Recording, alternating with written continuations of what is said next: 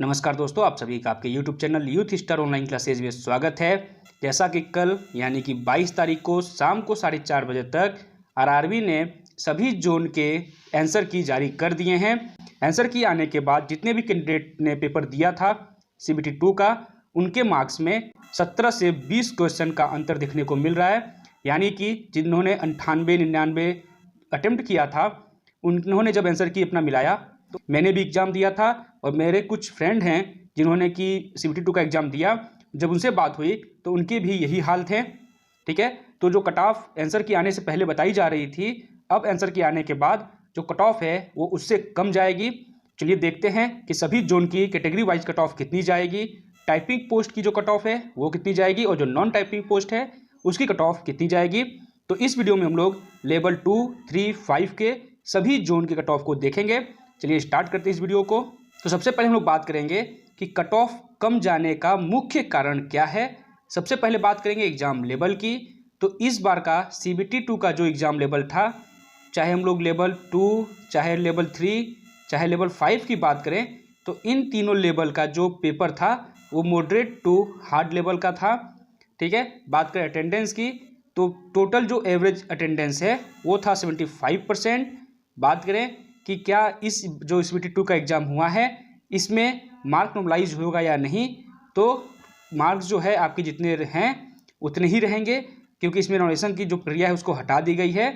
ठीक है, तो आपके रॉ मार्क्स जितने आंसर की से मिलाने के बाद आ रहे हैं उतने ही मार्क्स आपके रहेंगे। बात करें टाइपिंग की, तो इसमें जो पोस्ट हैं, कुछ पोस्ट में टाइपिंग है और कुछ पोस्ट में टाइपिंग नहीं है। तो बात करें अगर लेवल 2 की, तो लेवल 2 में कुल 4 पोस्ट हैं, जिसमें से 3 पोस्ट में टाइपिंग है और 1 पोस्ट में टाइपिंग नहीं है। बात करें लेवल 5 की, तो लेवल 5 में कुल 5 पोस्ट हैं, जिसमें से 3 पोस्ट में टाइपिंग है और 2 पोस्ट में टाइपिंग नहीं है। तो जिन भी लेवल के जो भी पोस्ट हैं जिनमें टाइपिंग है, उसमें कुल 8 गुना बच्चों को बुलाया जाएगा, और जिनमें टाइपिंग नहीं है उसमें सिर्फ 1 टाइम कैंडिडेट को बुलाया जाएगा डॉक्यूमेंट वेरिफिकेशन के लिए।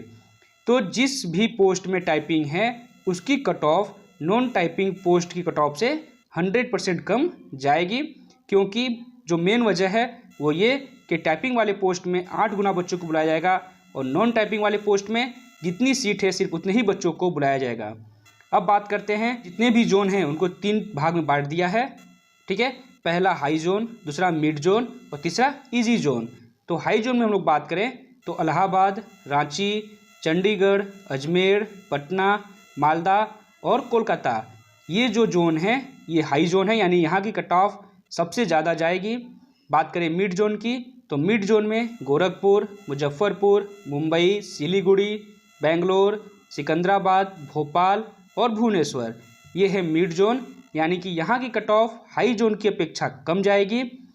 बात करें इजी जोन की, तो इजी जोन में जम्मू, गुवाहाटी, चेन्नई, अहमदाबाद, त्रिवेंद्रम और बिलासपुर, ये इजी जोन है, यानी यहाँ की कट ऑफ सबसे कम जाएगी।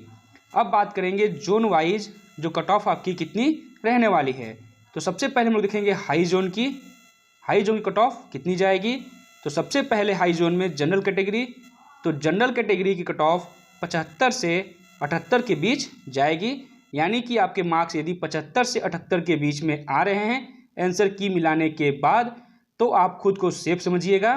ठीक है, 75 से 78 के बीच या इससे अधिक अगर आपके मार्क्स आ रहे हैं तो आप पूरी तरह से सेफ हैं। बात करें EWS की, तो EWS की कट ऑफ जनरल और OBC की अपेक्षा कम जाता है। ठीक है, तो EWS कट ऑफ जाने वाला है 68 से 72 के बीच में। यदि आपके मार्क्स 68 से 72 के बीच में हैं या इससे अधिक हैं तो आप EWS कैटेगरी में सेफ रहेंगे। बात करें OBC की, तो OBC कट ऑफ 70 से 74 के बीच जाने वाली है। यदि आपके मार्क्स 70 से 74 के बीच में है या इससे अधिक है तो आप पूरी तरह से सेफ रहेंगे। बात करें SC कैटेगरी की, तो SC का कट ऑफ 60 से 65 के बीच में जाने वाला है। यदि आपके मार्क्स 60 से 65 के बीच में है या इससे ज़्यादा है तो आप SC कैटेगरी में सेफ रहेंगे। अब बात करेंगे ST कैटेगरी की, तो यदि आपके मार्क्स 55 से 60 के बीच में हैं या इससे अधिक है तो आप ST कैटेगरी में पूरी तरह से सेफ रहेंगे। और जो ये कट ऑफ है ये ऑफिशियल कट ऑफ नहीं है, ये एक्सपेक्टेड कट ऑफ है। इसलिए आपको इन मार्क्स में 3 नंबर ज़्यादा या 3 नंबर कम भी हो सकता है, इससे ज़्यादा अंतर देखने को नहीं मिलेगा। ठीक है, जो मेरे बताए कि कट ऑफ हैं इससे 3 नंबर का आपको अंतर देखने को मिल सकता है, 3 नंबर ज़्यादा या 3 नंबर कम हो सकता है, इससे ज़्यादा अंतर देखने को नहीं मिलेगा। अब बात करेंगे हम लोग मिड जोन की। तो मिड जोन में सबसे पहले हम लोग बात करेंगे जनरल कैटेगरी की।